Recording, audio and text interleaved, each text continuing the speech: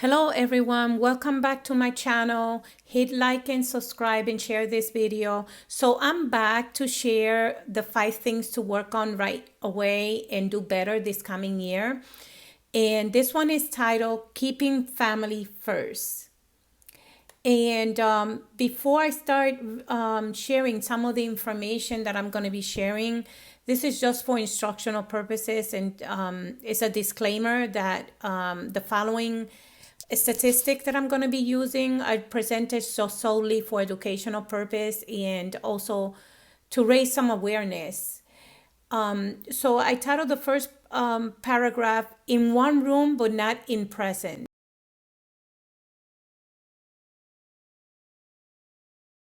So according to studyfinds.org, the average family in the United States just spends 37 minutes of quality time together. And this is per day. And this research was conducted in 2018. Another remarkable research study was conducted in the UK in 2015, and they have found that families were spending time together, however, alone time together, which translate to being in the same house but not in the presence of one another. So call alone time jumped from 43% over the period of the study and 136 minutes in 2015. And this can be found in qz.com. And another research study was done by the New York University School of Medicine. And their findings show that family time is being halted by technological devices, and that includes like TV, phones, games. So according to their findings, children and teens between the ages of 8 and 18 were spending an average of 4 hours in front of the television, 1 hour in front of the computer screen, and 50 minutes playing video games. This actually averaged out to 40 hours per week using media related equipment. And these stats can also be found at rcg.org. So the second paragraph of statistic that I'm going to be sharing is titled, "Is Eating Together a Thing of the Past?"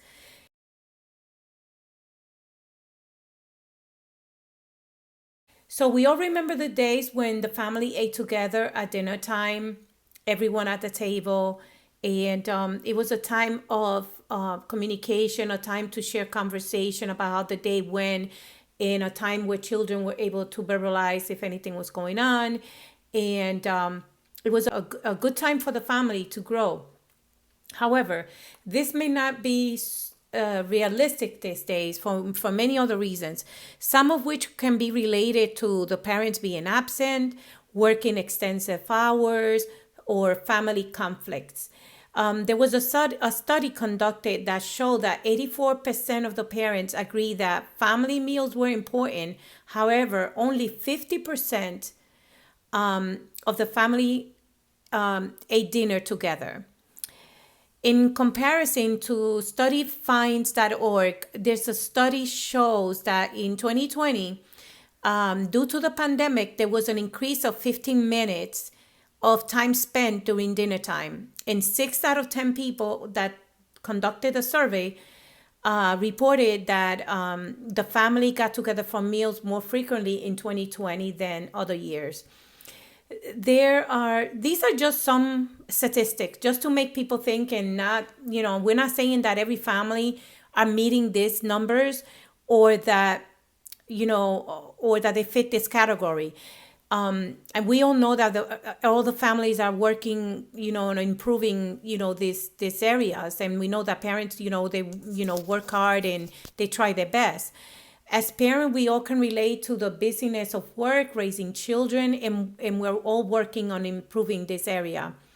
And taking time for each child individually is just as important, just as taking time for the husband and wife.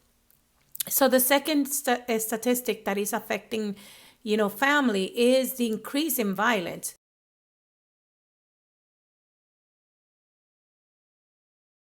We have seen more and more violence being presented than in the media, in the news. And during the pandemic, there was an increase of 8.1% in familial violence due to economic stress and lockdowns. And this can be higher. This percentage can be a little bit higher. In the US alone, it has increased about 30% from last year and is expected to increase this year. The data has not been registered. This year alone, the total gun violence death from all causes was 42,406 casualties and 663 mass shootings and 27 mass murders. So the number of children from ages 0 to 11 killed was 295 and 711 injured. And from the ages from 12 to 17, 1,145 were killed and 3,194 were injured. These are alarming numbers.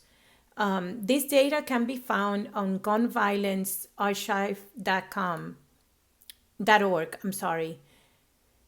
So why is it important to keep the family first in this coming new year?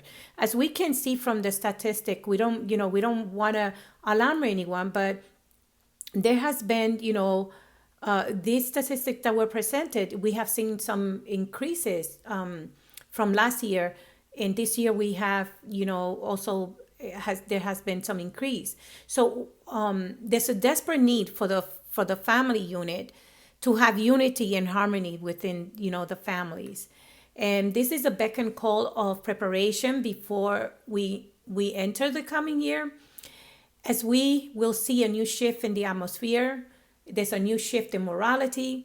There's an increase of a 10-year progressive technology that like never seen before that we're going to be seeing this coming year that may produce mental overstimulation, stress, physical fatigue, in addition to changes with the increase of disaster, violence, and conflicts around the world. And how these changes produce more stress for the family. The unwarranted stress and demands on parents will increase as these changes take place. As we do not know if at any point of our lifetime we're going to be, our family is going to be disrupted by sickness, loss, natural disaster, violence, or any economic hardship amongst many other situations. We may think that these things may never happen in our state, our families, that we may never be touched by hardship, but it's unrealistic to think like that. We see from the situation that is happening across the United States. However, we are witnessing more and more of occurrences of disruption within the family units, and due to the many causes, as explained above. How can we keep our family safe? So we're here to speak more on the positive side of keeping the family safe and protected during these changes to come. And so one way is to prepare them. Second, as believers, we should be instructing them in the way of the truth. If we don't instruct our children to follow Christ, who will? We should be taking time to pray with the children, read the Bible. Third, being present with the children, listening to the children, asking them about their day, their school, their goals. Fourth, we want to promote safety, encouragement, and staying positive in the midst of any of these turmoils. And as parents, we have the role as manager, instructors, mentor, caretaker, provider, and role model. So we have a lot of different hats that we have to fill when it comes to our children's growth and future and in keeping them safe. We can expect them to learn everything from school. As we can see, school has become now a place where they're exposed to violence. We must be proactive in these times, being more involved, becoming more aware, and more educated about our children's lives. And lastly, creating family time and memorable moments for them. And this can help them prevent from experiencing anxiety, depression, or any other mental health disorders. So in Proverbs 22, verse 6 states, train up a child the way that he should go. Even when he's old, he will not depart from it. In Deuteronomy 6, verse 6 to 7, it says, and these words that I command you today shall be on your heart. You shall teach them diligently to your children, and shall talk of them when you sit in your house, when you walk by the way, and when you lie down, and when you rise. So it's important for us as parents, grandparents, and caretakers to be those positive role models in teaching our children valuable instruction in safety, and also life lessons to keep them safe and protected during these hard times. We want to keep as positive as possible.